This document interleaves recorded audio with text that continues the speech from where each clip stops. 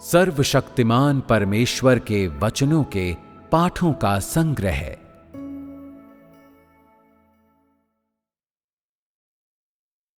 परमेश्वर का कार्य, परमेश्वर का स्वभाव और स्वयं परमेश्वर। 1।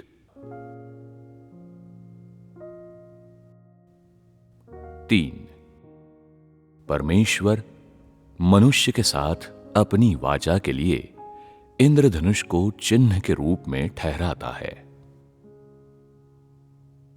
उत्पत्ति 9:11-13। और मैं तुम्हारे साथ अपनी ये वाचा बांधता हूं कि सब प्राणी फिर जल प्रलय से नष्ट न होंगे, और पृथ्वी का नाश करने के लिए फिर जल प्रलय न होगा। फिर परमेश्वर ने कहा, जो वाचा मैं तुम्हारे साथ और जितने जीवित प्राणी तुम्हारे संग हैं, उन सब के साथ भी युग युग की पीढ़ियों के लिए बांधता हूं। उसका ये चिन्ह है, मैंने बादल में अपना धनुष रखा है, वो मेरे और पृथ्वी के बीच में वाचा का चिन्ह होगा। इसके आगे आइए हम पवित्र शास्त्र के इस भाग पर एक नजर डालें कि किस प्रकार परमेश्वर ने मनुष्य के साथ अपनी वाचा के लिए इंद्रधनुष को एक चिन्ह के रूप में ठहराया। अधिकांश लोग जानते हैं कि इंद्रधनुष क्या है, और उन्होंने इंद्रधनुष से जुड़ी कुछ कहानियों को सुना है। जहां तक बाइबल में इंद्रधनुष के बारे में उस कहानी की बात है, कुछ लोग इसका विश्वास करते हैं, कुछ दंत कथा के रूप में इससे व्यवहार करते हैं, जबकि अन्य लोग इस पर बिल्कुल भी विश्वास नहीं करते हैं। चाहे कुछ भी हो, सब कुछ जो इंद्रधनुष के संबंध में घटित हुआ था, वो सब ऐसी चीजें हैं जिन्हें परमेश्वर ने किसी समय किया था, और ऐसी चीजें हैं जो मनुष्य के लिए परमेश्वर की प्रबंधकीय योजना की प्रक्रिया के दौरान घटित हुई थी। इन चीजों को बाइबल में हूबहू लिखा गया है। ये लेख हमें ये नहीं बताते हैं कि उस समय परमेश्वर किस मनोदशा में था, या इन वचनों के पीछे उसके क्या इरादे थे जिन्हें परमेश्वर ने कहा था। इसके अतिरिक्त कोई भी समझ नहीं सकता है कि परमेश्वर कैसा महसूस कर रहा था जब उसने उन्हें कहा था। फिर भी इस समूचे हालात के लिहाज से परमेश्वर के मन की दशा को पाठ की पंक्तियों के बीच प्रकट किया गया है। ये ऐसा है मानो उस समय के उसके विचारों पन्नों से परमेश्वर के वचन के प्रत्येक शब्द एवं वाक्यांश के जरिए निकल पड़ते हैं। परमेश्वर के विचार के विषय में लोगों को चिंतित होना चाहिए, और ऐसे हैं जिन्हें जानने के लिए उन्हें सबसे अधिक कोशिश करनी चाहिए। ये इसलिए है क्योंकि परमेश्वर के विचार परमेश्वर के विषय में मनुष्य की समझ से नजदीकी से जुड़े हुए हैं, और मनुष्य के द्वारा जीवन में प्रवेश करने के लिए परमेश्वर के विषय में मनुष्य की समझ एक अनिवार्य कड़ी है। अतः परमेश्वर उस समय क्या सोच रहा था जब ये परिस्थितियां घटित हुई थी? मूल रूप से परमेश्वर ने ऐसी मानवता की सृष्टि की थी जो उसकी दृष्टि में बहुत ही अच्छी और उसके बहुत ही निकट थी, किंतु उसके विरुद्ध विद्रोह करने के पश्चात जल प्रलय के द्वारा उनका विनाश कर दिया गया था। क्या इसने परमेश्वर को कष्ट पहुंचाया कि एक ऐसी मानवता तुरंत ही इस तरह विलुप्त हो गई थी? हां, वास्तव में इसने कष्ट पहुंचाया था, तो उसकी इस दर्द की अभिव्यक्ति क्या थी? बाइबल में इसे कैसे लिखा गया था? इसे बाइबल में इस रूप से लिखा गया, और मैं तुम्हारे साथ अपनी ये वाचा बांधता हूं कि सब प्राणी फिर जल प्रलय से नष्ट न होंगे और पृथ्वी के नाश करने के लिए फिर जल प्रलय न होगा। ये साधारण वाक्य परमेश्वर के विचारों को प्रकट करता है। संसार के इस विनाश ने उसे बहुत अधिक दुख पहुंचाया। मनुष्य के शब्दों में वो बहुत ही दुखी था। हम कल्पना कर सकते हैं, जल प्रलय के द्वारा नाश किए जाने के बाद पृथ्वी जो किसी समय जीवन से भरी हुई थी, वो कैसी दिखाई देती थी। वो पृथ्वी जो किसी समय मानवों से भरी हुई थी, अब कैसे दिखती थी। कोई मानवीय निवास स्थान नहीं, कोई जीवित प्राणी नहीं, हर जगह पानी ही पानी और जल की सतह पर सब कुछ अस्त व्यस्त था। जब परमेश्वर ने संसार को बनाया तो क्या उसका मूल इरादा ऐसा कोई दृश्य था? बिल्कुल भी नहीं। परमेश्वर का मूल इरादा था कि समूची धरती के आर पार जीवन को देखें, कि उन मानवों को जिन्हें उसने बनाया था उन्हें अपनी आराधना करते हुए देखे। सिर्फ नूह के लिए ही नहीं कि वो उसकी आराधना करने वाला एकमात्र व्यक्ति हो, या ऐसा एकमात्र व्यक्ति जो उसकी बुलाहट का उत्तर दे सके, ताकि जो कुछ उसे सौंपा गया था उसे पूर्ण करें। जब मानवता विलुप्त हो गई तो परमेश्वर ने वो नहीं देखा जो उसने मूल रूप से इरादा किया था, बल्कि पूर्णतः विपरीत देखा। उसका हृदय तकलीफ में कैसे नहीं हो सकता था। अतः जब वो अपने स्वभाव को प्रकट कर रहा था और अपनी भावनाओं को अभिव्यक्त कर रहा था, तब परमेश्वर ने एक निर्णय लिया। उसने किस प्रकार का निर्णय लिया? मनुष्य के साथ एक वाचा के रूप में बादल में एक इंद्रधनुष बनाने के लिए ऐसी प्रतिज्ञा कि परमेश्वर मानव जाति को जल प्रलय से दोबारा नाश नहीं करेगा। ठीक उसी समय ये लोगों को ये बताने के लिए भी था कि परमेश्वर ने संसार को किसी समय जल प्रलय से नाश किया था, ताकि मानव जाति हमेशा याद रखें कि परमेश्वर ने ऐसा कार्य क्यों किया था। क्या इस समय संसार का विनाश कुछ ऐसा था जो परमेश्वर चाहता था? यह निश्चित रूप वो नहीं था जो परमेश्वर चाहता था। संसार के विनाश के बाद हम शायद पृथ्वी के दयनीय दृश्य के एक छोटे से भाग की कल्पना कर सकते हैं, परंतु हम उस सोच के करीब नहीं आ सकते हैं कि उस समय परमेश्वर की निगाहों में वो तस्वीर कैसी थी। हम कह सकते हैं कि चाहे ये आज के लोग हों या उस समय के, कोई भी ये सोच या सराह नहीं सकता कि परमेश्वर ने उस समय क्या महसूस किया जब उसने वो दृश्य, संसार की वो तस्वीर देखी जो जल प्रलय के द्वारा विनाश के बाद की थी। मनुष्य की अनाज्ञाकारिता की वजह से परमेश्वर इसे करने के लिए मजबूर था, परंतु जल प्रलय के द्वारा संसार के विनाश से परमेश्वर के हृदय के द्वारा सहा गया वो दर्द एक वास्तविकता है जिसे कोई नाप एवं सराह नहीं सकता है। इसीलिए परमेश्वर ने मानव जाति के साथ एक वाचा बांधी, जो लोगों को ये बताने के लिए थी कि वे स्मरण रखें कि परमेश्वर ने किसी समय ऐसा कुछ किया था, और उन्हें ये वचन देने के लिए था कि परमेश्वर कभी इस संसार का इस तरह से दोबारा नाश नहीं करेगा। इस वाचा में हम परमेश्वर के हृदय को देखते हैं।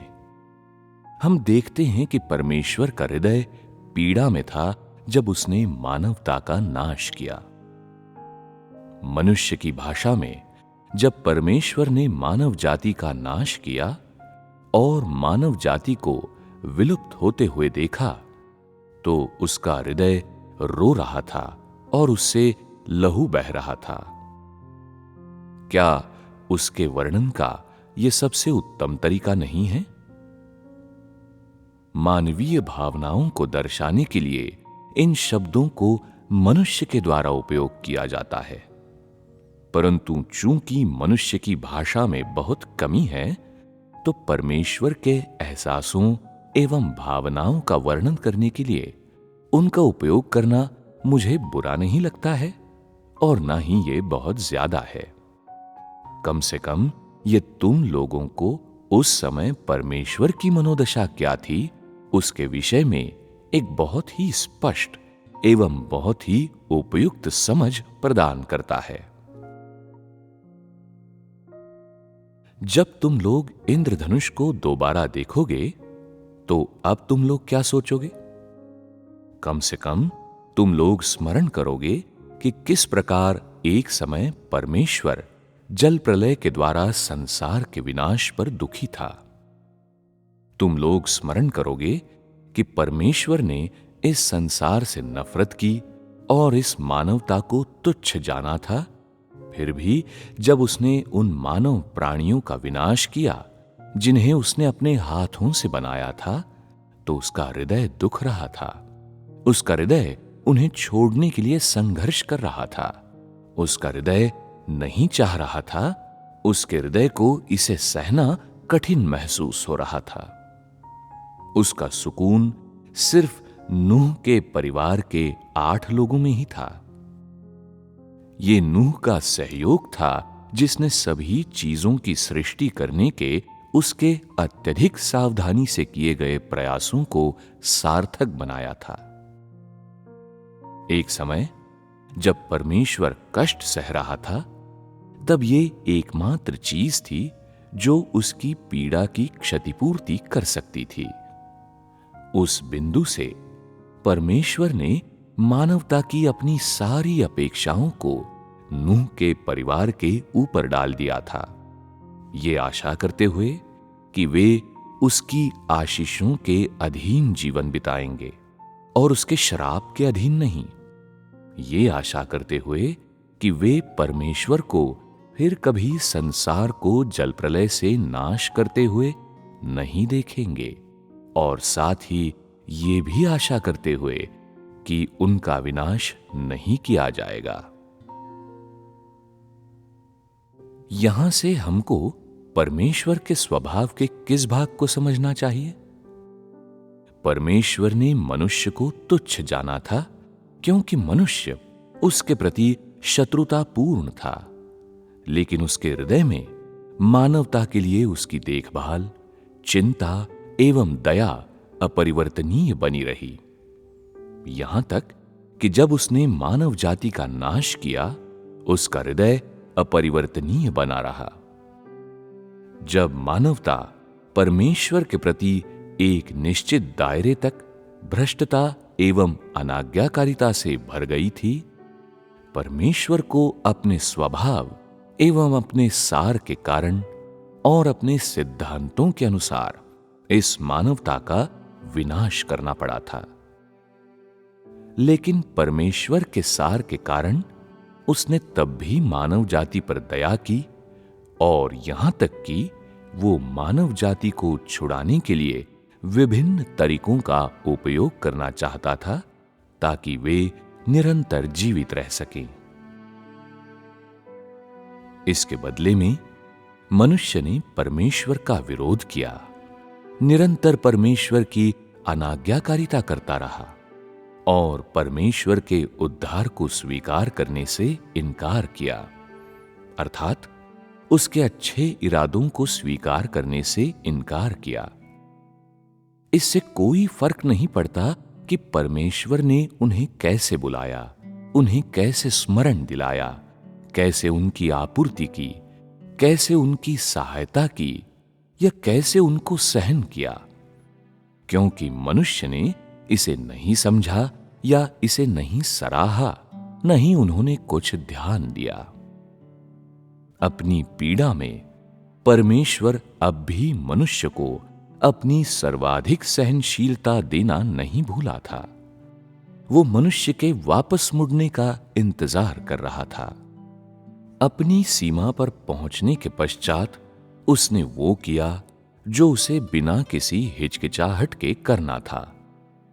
दूसरे शब्दों में, उस घड़ी से वहां एक विशेष समय अवधि एवं प्रक्रिया थी जब से परमेश्वर ने मानव जाति का विनाश करने की योजना बनाई, तब से उसके मानव जाति के विनाश के अपने कार्य की आधिकारिक शुरुआत करने तक।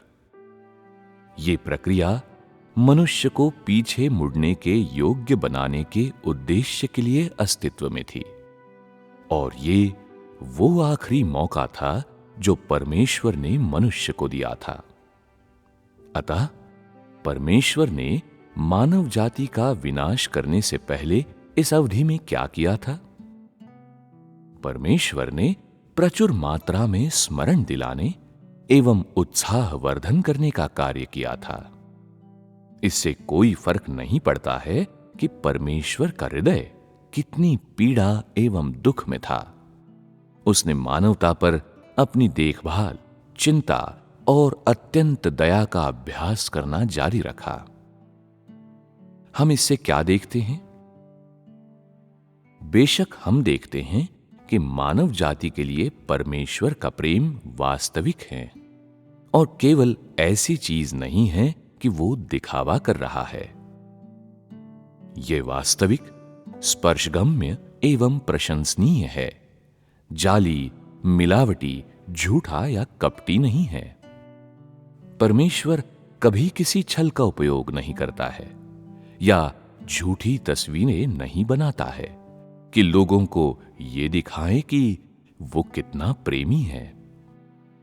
वो लोगों को अपने प्रेमीपन को दिखाने के लिए या अपने प्रेमीपन एवं पवित्रता के दिखावे के लिए झूठी गवाही का उपयोग नहीं करता है। क्या परमेश्वर के स्वभाव के ये पहलू मनुष्य के प्रेम के लायक नहीं हैं? क्या वे आराधना करने के योग्य नहीं हैं? क्या वे संजो कर रखने के योग्य नहीं हैं? इस बिंदु पर मैं तुम लोगों से पूछना चाहता हूं, इन शब्दों को सुनने के बाद क्या तुम लोग सोचते हो कि क्या परमेश्वर की महानता कागज के टुकड़ों पर लिखे गए मात्र शब्द हैं? क्या परमेश्वर का प्रेमीपन केवल खाली शब्द ही हैं? बिल्कुल भी नहीं। परमेश्वर की सर्वोच्चता, महानता, पवित्रता, सहनशीलता, प्रेम इत्यादि परमेश्वर के स्वभाव एवं सार के इन सब विभिन्न पहलुओं को हर उस समय लागू किया जाता है जब वो अपना कार्य करता है, मनुष्य के प्रति उसकी इच्छा में मूर्त रूप दिया जाता है और प्रत्येक व्यक्ति पर पूरा एवं प्रतिबिंबित किया जाता है। इसकी परवाह किए बगैर कि तुमने इसे पहले महसूस किया है या नहीं, परमेश्वर हर संभव तरीके से प्रत्येक व्यक्ति की देखभाल कर रहा है। प्रत्येक व्यक्ति के हृदय को गर्माहट देने और प्रत्येक व्यक्ति के आत्मा को जगाने के लिए अपने निष्कपट हृदय, बुद्धि एवं विभिन्न तरीकों का उपयोग कर रहा है। ये एक निर्विवादित तथ्य है।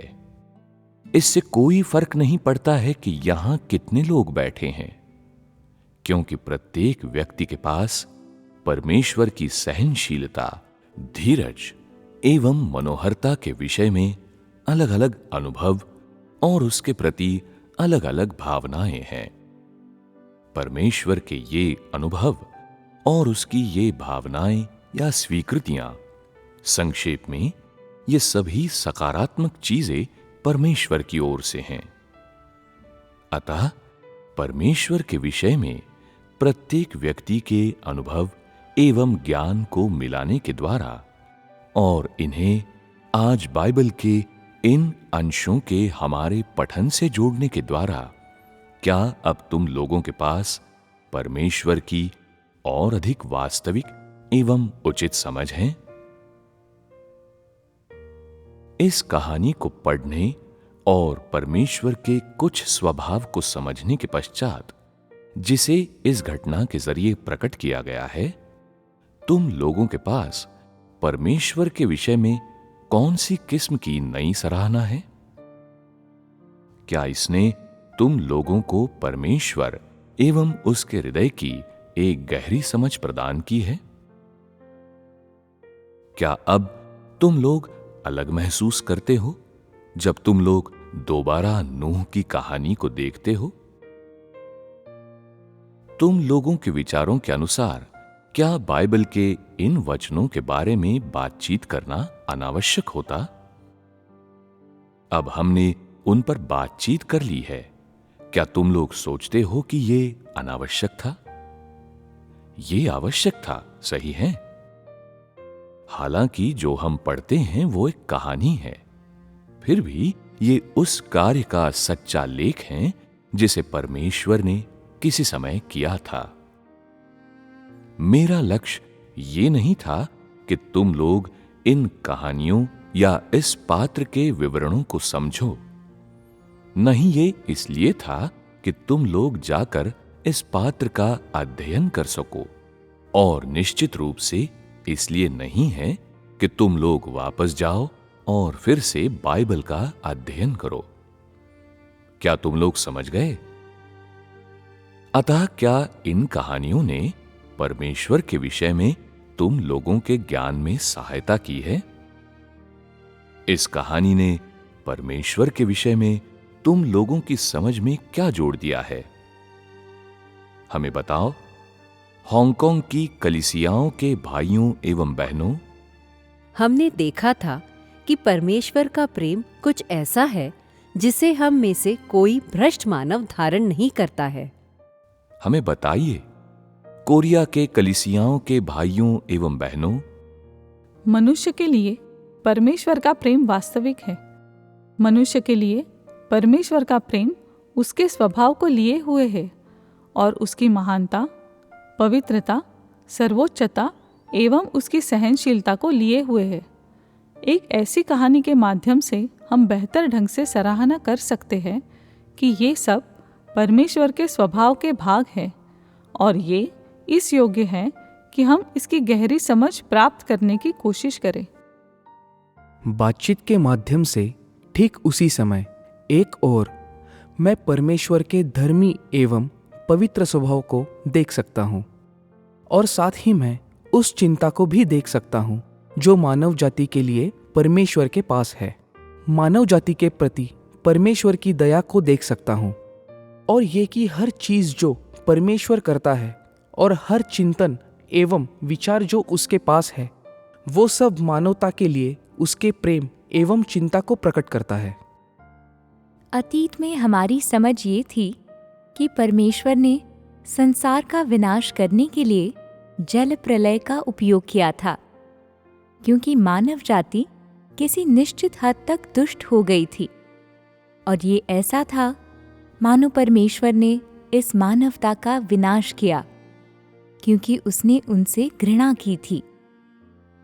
ये केवल उसके बाद हुआ जब परमेश्वर ने आज नूह की कहानी के बारे में बात की और कहा कि परमेश्वर के हृदय से लहू बह रहा था, जिससे मैंने एहसास किया कि परमेश्वर असल में इस मानवता को छोड़ने में अनिच्छुक था। ऐसा केवल इसलिए था क्योंकि मानव जाति बहुत ही अनाज्ञाकारी थी कि परमेश्वर के पास उनका नाश करने के सिवाय और कोई विकल्प नहीं था। असल में परमेश्वर का हृदय इस समय बहुत दुखी था।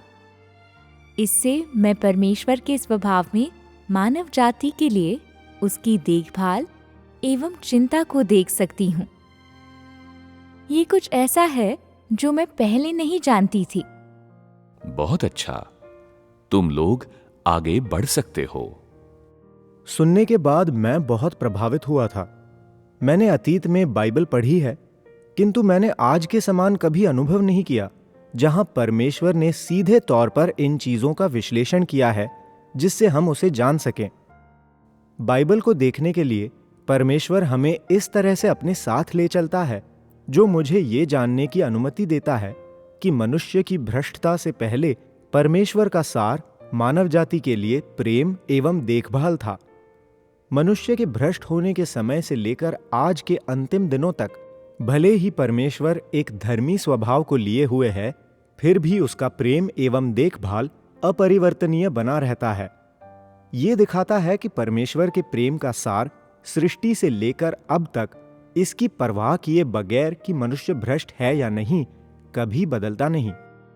आज मैंने देखा कि उसके कार्य के समय या स्थान में हुए परिवर्तन की वजह से परमेश्वर का सार नहीं बदलेगा। मैंने ये भी देखा कि इससे कोई फर्क नहीं पड़ता है यदि परमेश्वर संसार को बना रहा है या मनुष्य के भ्रष्ट होने के पश्चात इसे नाश कर रहा है, क्योंकि जो कुछ भी वो करता है उसका अर्थ होता है और इसमें उसका स्वभाव शामिल होता है। इसलिए मैंने देखा कि परमेश्वर का प्रेम असीमित एवं अथाह है, और साथ ही मैंने, जैसा अन्य भाइयों एवं बहनों ने जिक्र किया था, मानव जाति के प्रति परमेश्वर की देखरेख एवं दया को भी देखा था जब परमेश्वर ने संसार का विनाश किया था। ये ऐसी चीजें थी जिन्हें मैं वास्तव में पहले से नहीं जानती थी। आज सुनने के बाद मैं महसूस करती हूँ कि परमेश्वर सचमुच में विश्वसनीय है, सचमुच में भरोसे के लायक है, विश्वास करने के योग्य है, और ये कि वो वास्तव में अस्तित्व में है। मैं ईमानदारी से अपने हृदय में सराहना कर सकती हूँ कि परमेश्वर का स्वभाव और प्रेम वास्तव में इतना ठोस है। आज सुनने के बाद ये वो भावना है जो मुझ में है। बहुत बढ़िया। ऐसा लगता है कि जो कुछ तुम लोगों ने सुना है उसे तुम लोगों ने अपने हृदय पर ले लिया है। क्या तुम लोगों ने बाइबल के सभी वचनों से एक विशेष तथ्य पर ध्यान दिया है? बाइबल की सभी कहानियों को मिलाकर जिस पर हमने आज बातचीत की थी, क्या परमेश्वर ने अपने स्वयं के विचारों को व्यक्त करने के लिए या मानवता के लिए अपने प्रेम एवं देखरेख का वर्णन करने के लिए कभी अपनी स्वयं की भाषा का उपयोग किया है? क्या उसका कोई लेख है जहां वो ये बताने के लिए साधारण भाषा का उपयोग करता है कि वो मानव जाति के लिए कितना चिंतित है या उससे कितना प्रेम करता है? नहीं, क्या ये सही नहीं है? तुम लोगों में से बहुत से लोग हैं जिन्होंने बाइबल के अलावा किताबों या बाइबल को पढ़ा है। क्या तुम लोगों में से किसी ने ऐसे वचन देखे हैं? उत्तर निश्चित रूप से ना है।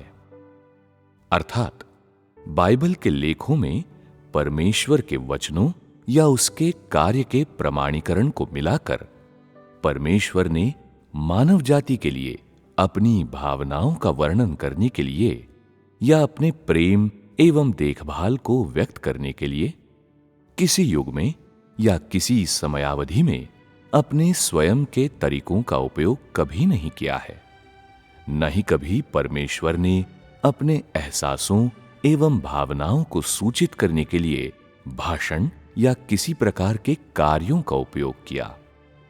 क्या ये एक तथ्य नहीं है? मैं ऐसा क्यों कहता हूं? मुझे इसका जिक्र क्यों करना पड़ा? ऐसा इसलिए है क्योंकि ये परमेश्वर के प्रेमीपन एवं उसके स्वभाव को भी शामिल करता है। परमेश्वर ने मानव जाति की सृष्टि की, इसकी परवाह किए बगैर कि उन्हें भ्रष्ट किया गया है या नहीं, या वे उसका अनुसरण करते हैं या नहीं करते। परमेश्वर मनुष्य से अपने प्रियजनों के समान व्यवहार करता है, या जैसा मानव प्राणी कहेंगे, ऐसे लोग जो उसके लिए अति प्रिय हैं और उसके खिलौने नहीं हैं।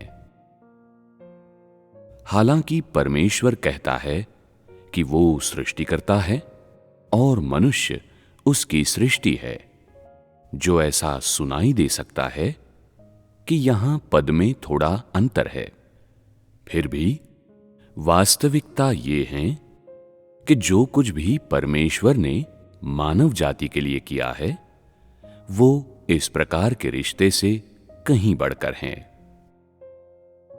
परमेश्वर मानव जाति से प्रेम करता है, मानव जाति की देखभाल करता है, मानव जाति के लिए चिंता दिखाता है। इसके साथ ही साथ लगातार और बिना रुके मानव जाति की आपूर्ति करता है। वो कभी अपने हृदय में ये महसूस नहीं करता है कि ये एक अतिरिक्त कार्य है या कुछ ऐसा है जो ढेर सारे श्रेय के लायक हैं। ना ही वो ये महसूस करता है कि मानवता को बचाना, उनकी आपूर्ति करना और उन्हें सब कुछ देना मानव जाति के लिए एक बहुत बड़ा योगदान देना है। अपने स्वयं के तरीके से और अपने स्वयं के सार और जो वो हैं उसके माध्यम से वो बस खामोशी से एवं चुपचाप मानव जाति के लिए प्रदान करता है। इससे कोई फर्क नहीं पड़ता है कि मानव जाति उससे कितने प्रयोजन एवं कितनी सहायता प्राप्त करती है, क्योंकि परमेश्वर इसके बारे में कभी नहीं सोचता है या न ही श्रेय लेने की कोशिश करता है। ये परमेश्वर के सार के द्वारा निर्धारित होता है और साथ ही ये परमेश्वर के स्वभाव की बिल्कुल सही अभिव्यक्ति भी है। इसीलिए इसकी परवाह किए बगैर कि ये बाइबल में हैं या किसी अन्य पुस्तकों में हैं, हम परमेश्वर को कभी अपने विचारों को व्यक्त करते हुए नहीं पाते हैं और हम कभी परमेश्वर को मनुष्यों को इसका वर्णन करते या घोषणा करते हुए नहीं पाते हैं कि वो इन कार्यों को क्यों करता है या वो मानव जाति की इतनी देखरेख क्यों करता है, जिससे मानव जाति को उसके प्रति आभारी बनाया जाए या उससे उसकी स्तुति कराई जाए। यहां तक कि जब उसे कष्ट भी होता है, जब उसका हृदय अत्यंत पीड़ा में होता है, वो मानव जाति के प्रति अपनी जिम्मेदारी या मानव जाति के लिए अपनी चिंता को कभी नहीं भूलता है। वो पूरे समय इस कष्ट एवं दर्द को चुपचाप अकेला सहता रहता है। इसके विपरीत परमेश्वर निरंतर मानव जाति को प्रदान करता है, जैसा वो हमेशा से करता आया है। हालांकि मानव जाति अक्सर परमेश्वर की स्तुति करती है या उसकी गवाही देती है, फिर भी इसमें से किसी भी व्यवहार की मांग परमेश्वर के द्वारा नहीं की जाती है। ये इसलिए है क्योंकि परमेश्वर किसी भी अच्छे कार्य के लिए जिसे वो मानव जाति के लिए करता है, कभी ऐसा इरादा नहीं करता है कि उसे धन्यवाद से बदल दिया जाए या उसे वापस किया जाए।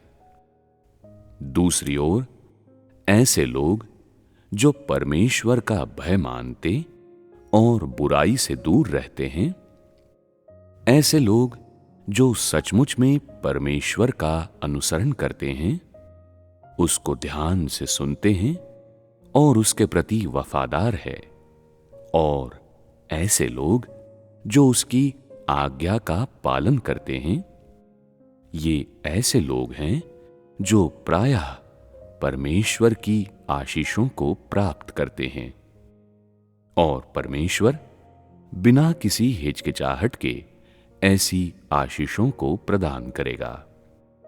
इसके अतिरिक्त ऐसी आशीषें जिन्हें लोग परमेश्वर से प्राप्त करते हैं, वे अक्सर उनकी कल्पना से परे होती हैं और साथ ही किसी भी ऐसी चीज से परे होती हैं जिसे मानव प्राणी उससे बदल सकते हैं जो उन्होंने किया है, या उस कीमत से बदल सकते हैं जिसे उन्होंने चुकाया है। जब मानव जाति परमेश्वर की आशीषों का आनंद ले रही है, तब क्या कोई परवाह करता है कि परमेश्वर क्या कर रहा है?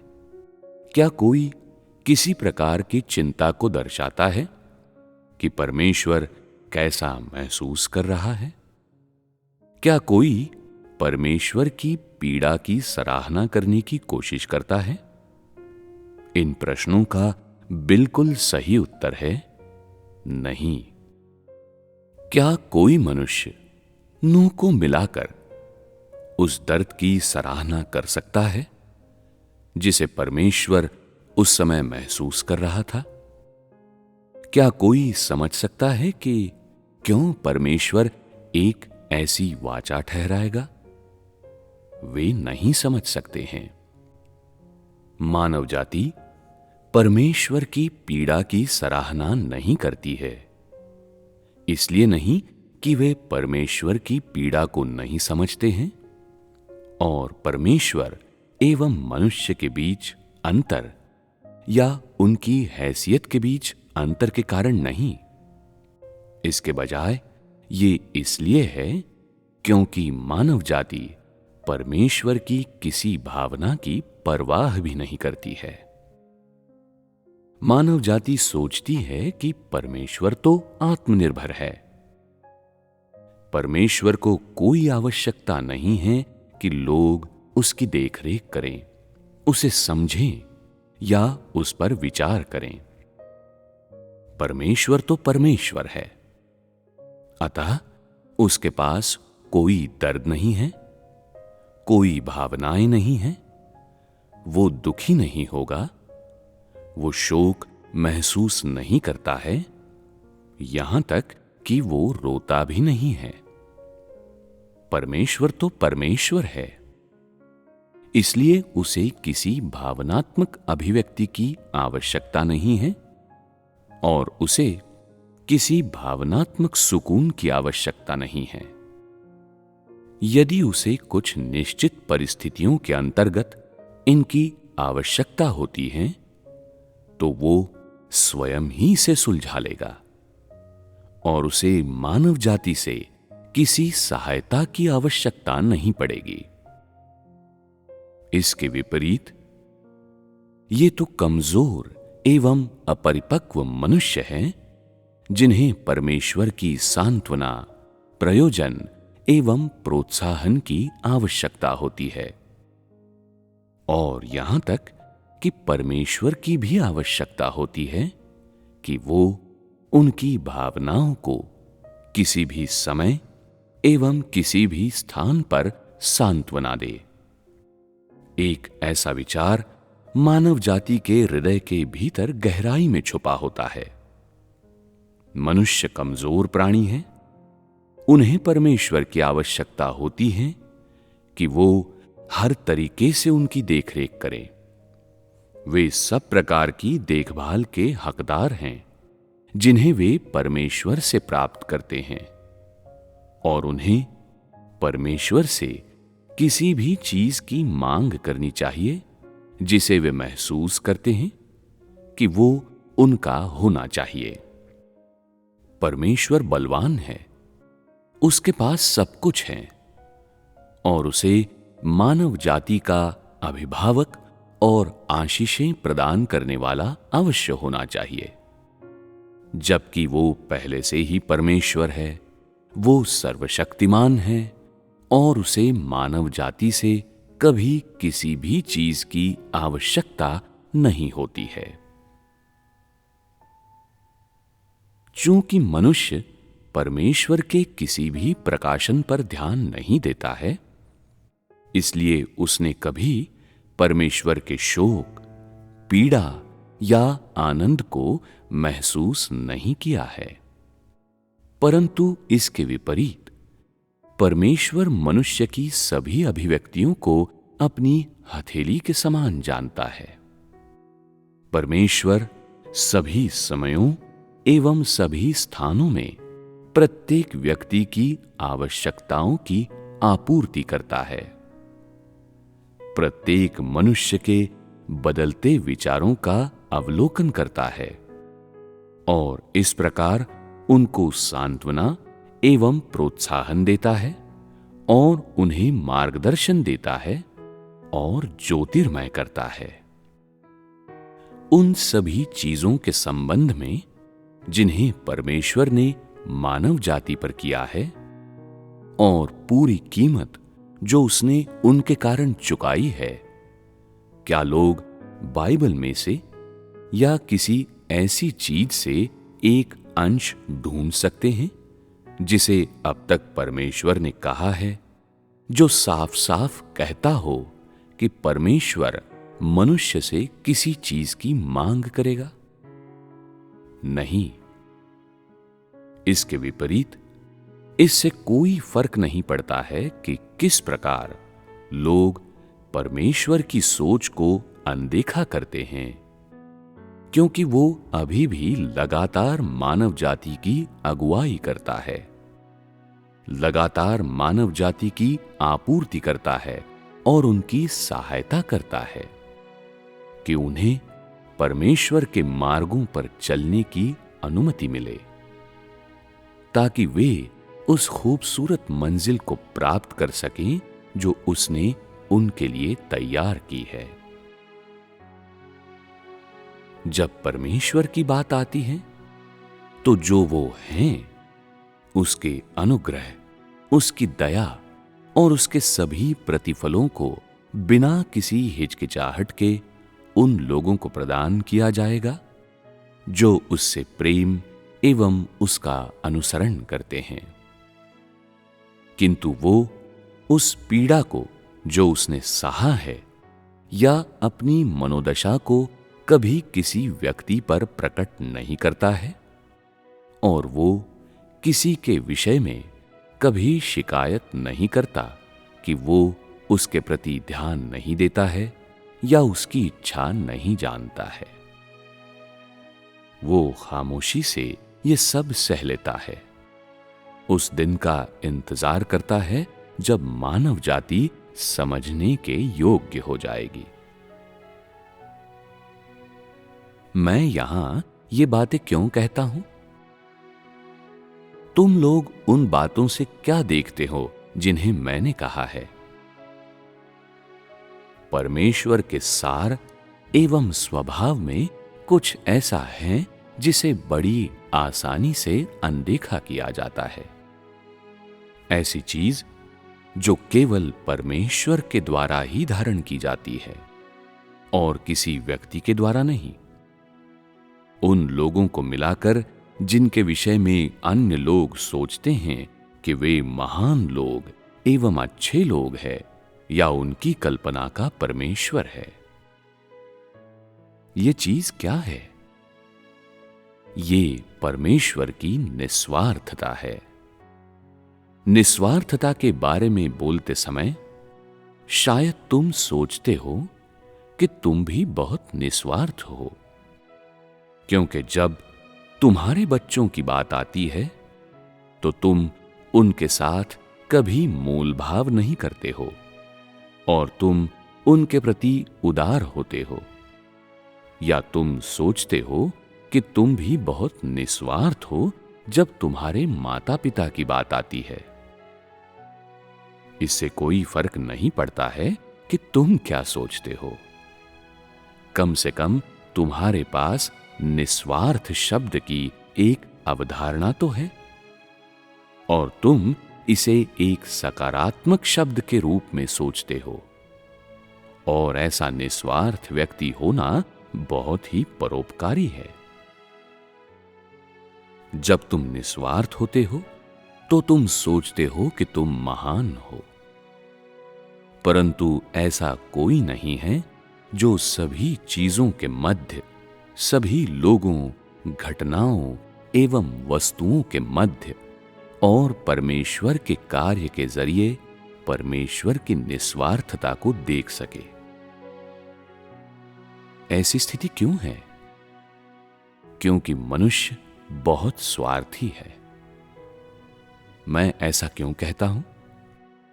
मानव जाति एक भौतिक संसार में रहती है।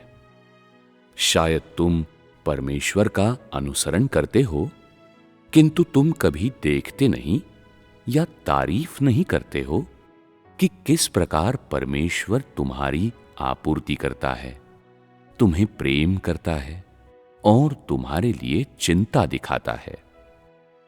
अतः तुम क्या देखते हो? तुम अपने खून के रिश्तेदारों को देखते हो जो तुम्हें प्रेम करते हैं या तुम्हें बहुत स्नेह करते हैं। तुम उन चीजों को देखते हो जो तुम्हारी देह के लिए लाभकारी है। तुम उन लोगों एवं चीजों के विषय में परवाह करते हो जिनसे तुम प्रेम करते हो। ये मनुष्य की तथाकथित निस्वार्थता है। फिर भी ऐसे निस्वार्थ लोग कभी भी उस परमेश्वर के विषय में परवाह नहीं करते हैं जो उन्हें जीवन देता है। परमेश्वर के विपरीत मनुष्य की निस्वार्थता मतलबी एवं निंदनीय हो जाती है। वो निस्वार्थता जिसमें मनुष्य विश्वास करता है वो खाली एवं अवास्तविक, मिलावटी, परमेश्वर से असंगत एवं परमेश्वर से असंबद्ध है। मनुष्य की निस्वार्थता सिर्फ उसके लिए है, जबकि परमेश्वर की निस्वार्थता उसके सार का एक सच्चा प्रकाशन है। ये बिल्कुल परमेश्वर की निस्वार्थता की वजह से है कि मनुष्य उससे आपूर्ति की एक सतत धारा प्राप्त करता है। तुम लोग शायद इस विषय के द्वारा अत्यंत गहराई से प्रभावित न हो जिसके बारे में आज मैं बात कर रहा हूं, और मात्र सहमति में सर हिला रहे हो। परंतु जब तुम अपने हृदय में परमेश्वर के हृदय की सराहना करने की कोशिश करते हो तो तुम अनजाने में ही जान जाओगे। सभी लोगों, मुद्दों एवं चीजों के मध्य जिन्हें तुम इस संसार में महसूस कर सकते हो, केवल परमेश्वर की निस्वार्थता ही वास्तविक एवं ठोस है, क्योंकि सिर्फ परमेश्वर का प्रेम ही तुम्हारे लिए बिना किसी शर्त के हैं और बेदाग हैं। परमेश्वर के अतिरिक्त किसी भी व्यक्ति की तथाकथित निस्वार्थता पूरी तरह से झूठी, ऊपरी एवं कपटपूर्ण है। इसके पास एक उद्देश्य एवं निश्चित इरादे हैं। ये एक समझौते को लिए हुए हैं और परीक्षा लिए जाने पर स्थिर नहीं रह सकता है। तुम लोग ये भी कह सकते हो कि ये गंदा एवं घिनौना है।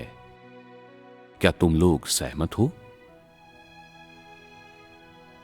मैं जानता हूं कि तुम लोग इन विषयों से बिल्कुल अपरिचित हो और उसे पूरी तरह से महसूस करने के लिए तुम लोगों को थोड़े बहुत समय की आवश्यकता है, इससे पहले कि तुम लोग सचमुच में समझ सको।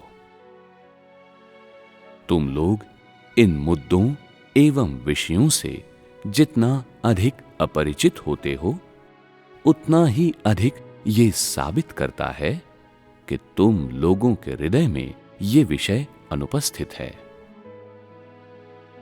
यदि मैंने इन विषयों का कभी जिक्र नहीं किया होता, तो क्या तुम लोगों के मध्य कोई उनके बारे में थोड़ा बहुत जान पाता? मैं मानता हूं कि तुम लोग कभी उन्हें नहीं जान पाते। ये तो निश्चित है। इससे कोई फर्क नहीं पड़ता है कि तुम लोग कितना कुछ समझ या बूझ सकते हो।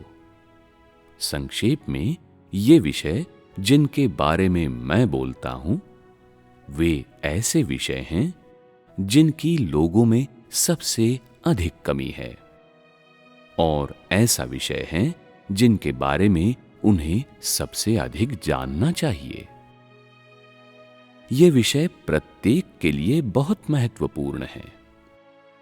वे बहुमूल्य हैं और वे जीवन हैं, और वे ऐसी चीजें हैं जिन्हें आगे के मार्ग के लिए तुम लोगों को अवश्य धारण करनी चाहिए। मार्गदर्शन के रूप में इन वचनों के बिना, परमेश्वर के स्वभाव एवं सार के बारे में तुम्हारी समझ के बिना, जब परमेश्वर की बात आती है तो तुम हमेशा एक प्रश्न चिन्ह को लेकर चलोगे।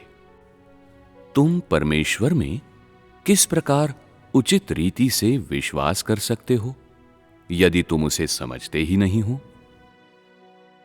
तुम परमेश्वर की भावनाओं, उसकी इच्छा, उसकी मनोदशा, जो वो सोच रहा है, जो उसे उदास करता है, जो उसे खुश करता है, उनके बारे में कुछ भी नहीं जानते हो। तो तुम परमेश्वर के हृदय के प्रति विचारशील कैसे हो सकते हो? जब कभी परमेश्वर परेशान होता है, वो ऐसी मानव जाति का सामना करता है जो उसकी तरफ बिल्कुल भी कोई ध्यान नहीं देती है। ऐसी मानव जाति जो उसका अनुसरण करती और उससे प्रेम करने का दावा करती है, लेकिन पूर्णतः उसकी भावनाओं की उपेक्षा करती है। कैसे उसके हृदय को चोट नहीं पहुंच सकती है? परमेश्वर के प्रबंधकीय कार्य में वो ईमानदारी से अपने कार्य को क्रियान्वित करता रहता है और प्रत्येक व्यक्ति से बात करता है और बिना किसी शंका या छुपाव के उनका सामना करता है। किंतु इसके विपरीत, हर व्यक्ति जो उसका अनुसरण करता है वो उसके प्रति अवरुद्ध होता है, और कोई भी सक्रिय रूप से उसके करीब आने, उसके हृदय को समझने या उसकी भावनाओं पर ध्यान देने के लिए तैयार नहीं है। यहां तक कि वे जो परमेश्वर के विश्वसनीय बनना चाहते हैं, वे भी उसके निकट आना, उसके हृदय के प्रति संवेदनशील होना या उसे समझने की कोशिश करना नहीं चाहते हैं। जब परमेश्वर आनंदित एवं प्रसन्न होता है, तो उसकी प्रसन्नता को बांटने के लिए कोई भी नहीं होता है। जब लोगों के द्वारा परमेश्वर को गलत समझा जाता है, तो उसके जख्मी हृदय को सांत्वना देने के लिए कोई भी नहीं होता है।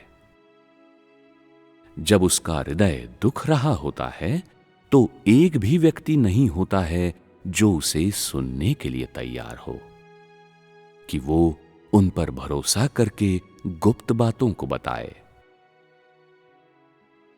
परमेश्वर के प्रबंधकीय कार्य के इन हजारों सालों के दौरान ऐसा कोई नहीं है जो परमेश्वर की भावनाओं को समझता हो। न ही कोई ऐसा है जो उन्हें बूझता या सराहता हो। किसी ऐसे व्यक्ति की तो बात ही छोड़ दीजिए जो परमेश्वर के आनंद एवं दुखों में भागी होने के लिए उसके बगल में खड़ा हो सकता है। परमेश्वर अकेला है। वो अकेला है। परमेश्वर अकेला है सिर्फ इसलिए नहीं क्योंकि भ्रष्ट मानव जाति उसका विरोध करती है, परंतु इससे भी अधिक क्योंकि ऐसे लोग जो आत्मिक होने के लिए उसका अनुकरण करते हैं, ऐसे लोग जो परमेश्वर को जानने और उसे समझने का प्रयास करते हैं, और यहां तक कि ऐसे लोग भी जो उसके लिए अपने पूरे जीवन को समर्पित करने के लिए तैयार हैं, वे भी उसके विचारों को नहीं जानते हैं और उसके स्वभाव एवं उसकी भावनाओं को नहीं समझते हैं। नूह की कहानी के अंत में हम देखते हैं कि उस समय परमेश्वर ने अपनी भावनाओं को व्यक्त करने के लिए एक असामान्य तरीके का उपयोग किया था। यह तरीका बहुत ही खास है और वो मनुष्य के साथ एक वाचा बांधने के लिए है।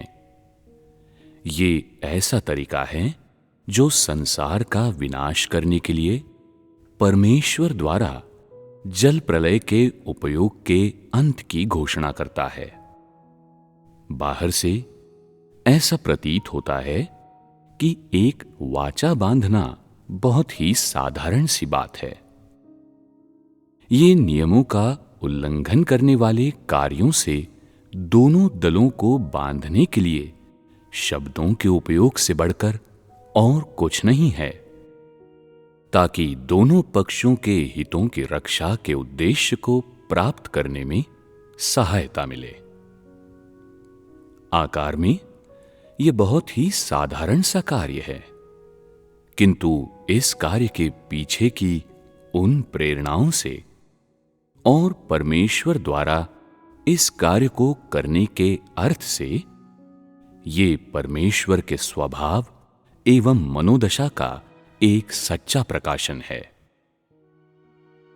यदि तुम बस इन वचनों को एक तरफ रखते और उन्हें अनदेखा करते, यदि मैं तुम लोगों को चीजों की सच्चाई कभी न बताता, तो मानव जाति परमेश्वर की सोच को वास्तव में कभी नहीं जानेगी। कदाचित तुम्हारी कल्पना में परमेश्वर मुस्कुरा रहा है जब वो ये वाचा बांध रहा है, या कदाचित उसके हाव भाव गंभीर हैं, परंतु इसकी परवाह किए बगैर कि लोगों की कल्पनाओं में परमेश्वर के पास कौन सी सबसे सामान्य किस्म की अभिव्यक्ति है, कोई भी परमेश्वर के हृदय या उसकी पीड़ा को देख नहीं सकता है। उसके अकेलेपन की तो बात ही छोड़ दीजिए। कोई भी परमेश्वर से अपने ऊपर भरोसा नहीं करवा सकता है या परमेश्वर के विश्वास के लायक नहीं हो सकता है, या ऐसा व्यक्ति नहीं हो सकता है जिस पर वो अपने विचारों को व्यक्त कर सके या उसे अपनी पीड़ा का रहस्य बता सके। इसीलिए परमेश्वर के पास ऐसा कार्य करने के सिवाय कोई और विकल्प नहीं था। सतह पर परमेश्वर ने पूर्व मानवता को विदाई देने के लिए एक आसान कार्य किया, भूतकाल को व्यवस्थित किया और स्वयं जल प्रलय के द्वारा संसार के विनाश के एक सिद्ध निष्कर्ष की ओर आया।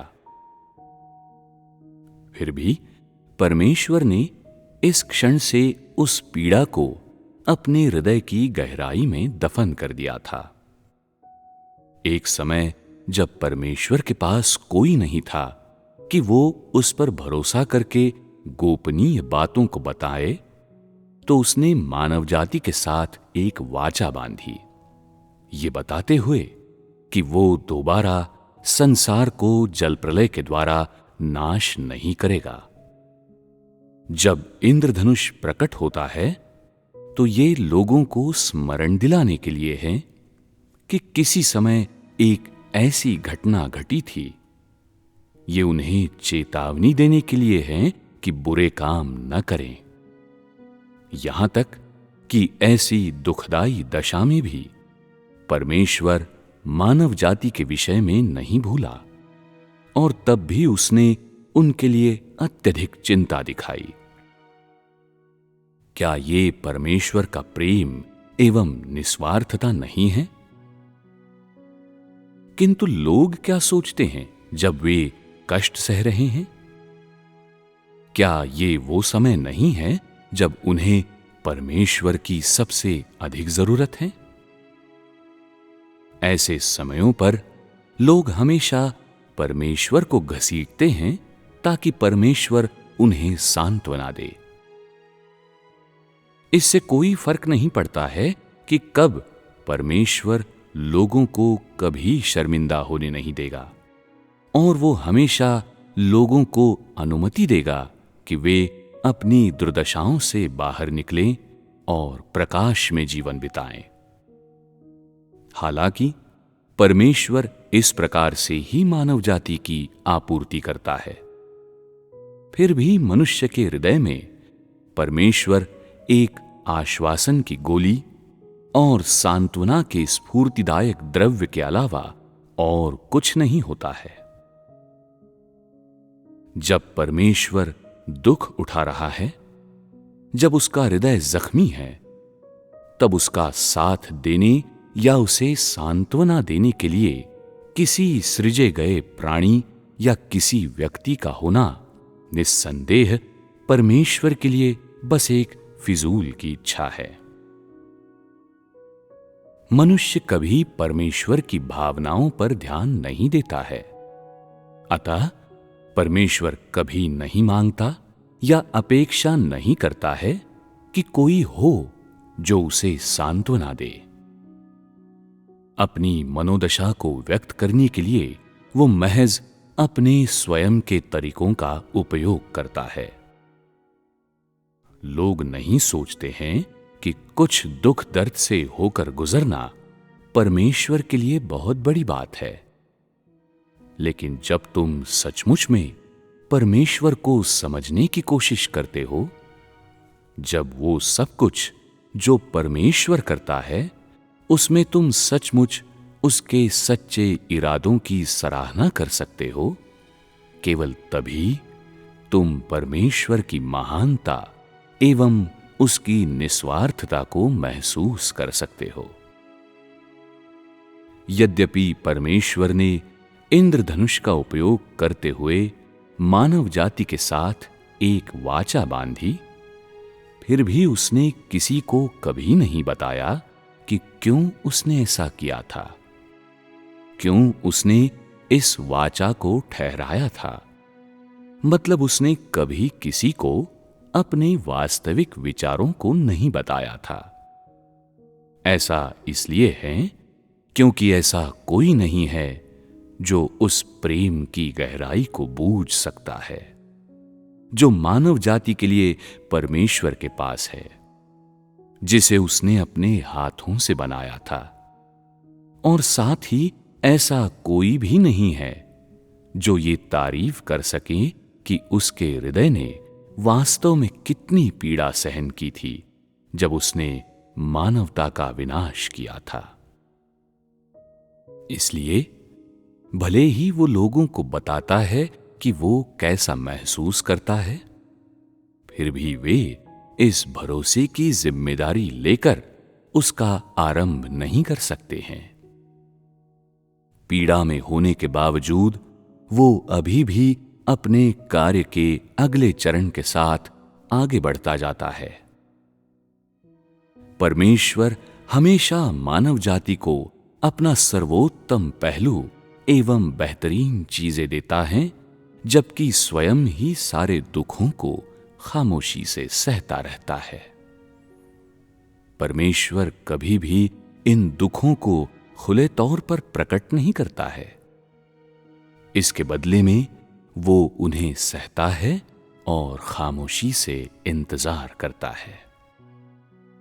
परमेश्वर की सहनशीलता रुखी, सुन्न या असहाय नहीं है, न ही ये कमजोरी का एक चिन्ह है।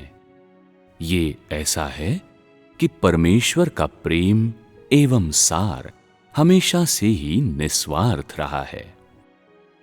ये उसके सार एवं स्वभाव का एक प्राकृतिक प्रकाशन है और एक सच्चे सृष्टिकर्ता के रूप में परमेश्वर की पहचान का एक असली जीता जागता नमूना है। ये कहने के बाद जो मेरा मतलब है, शायद कुछ लोग उसका गलत अर्थ निकाल सकते हैं। क्या इतने विस्तार से एवं इतनी सनसनी के साथ परमेश्वर की भावनाओं का वर्णन करने का इरादा ये था कि लोग परमेश्वर पर तरस खा सकें? क्या ऐसा कोई इरादा था? नहीं। मैं इन बातों को कह रहा हूं, उसका एकमात्र उद्देश्य है कि तुम लोग परमेश्वर को बेहतर ढंग से जान सको, उसके हर हिस्से को समझो, उसकी भावनाओं को समझो, इसकी सराहना करो कि परमेश्वर के सार एवं स्वभाव को ठोस रूप से एवं थोड़ा थोड़ा करके उसके कार्य के जरिए व्यक्त किया गया है, न कि मनुष्य के खाली शब्दों, उनकी पत्रियों एवं सिद्धांतों या उनकी कल्पनाओं के माध्यम से दर्शाया गया है। कहने का तात्पर्य है, परमेश्वर एवं परमेश्वर का सार वास्तविक में अस्तित्व है। वे तस्वीरें नहीं हैं, काल्पनिक नहीं है, मनुष्य के द्वारा निर्मित नहीं है और निश्चित रूप से उनके द्वारा गढ़ी हुई नहीं है। क्या अब तुम लोग इसे पहचान गए हो? यदि तुम लोग इसे पहचान गए हो तो आज मेरे वचनों ने अपने लक्ष्य को पा लिया है। हमने आज 3 विषयों पर बातचीत की। मैं विश्वास करता हूं कि इन 3 विषयों के बारे में इस संगति से हर किसी ने बहुत कुछ प्राप्त किया है। मैं निश्चित रूप से कह सकता हूं कि इन 3 विषयों के माध्यम से परमेश्वर के विचार जिनका मैंने वर्णन किया था, या परमेश्वर का स्वभाव एवं सार जिनका मैंने उल्लेख किया था, उन्होंने परमेश्वर के बारे में लोगों के विचारों एवं समझ को उछाल दिया है, यहां तक कि परमेश्वर के प्रति प्रत्येक के विश्वास को उलट पलट दिया है और इसके अतिरिक्त उस परमेश्वर की छवि को उलट पलट दिया है जिसकी प्रशंसा प्रत्येक के द्वारा उनके हृदय में की जाती थी। चाहे कुछ भी हो, मैं आशा करता हूं कि जो कुछ तुम लोगों ने बाइबल के इन 2 भागों में परमेश्वर के स्वभाव के बारे में सीखा है, वो तुम लोगों के लिए लाभदायक है। और मैं आशा करता हूं कि तुम लोगों के वापस जाने के बाद तुम लोग इस पर और अधिक विचार करने की कोशिश करोगे। आज की सभा यही समाप्त होती है। अलविदा।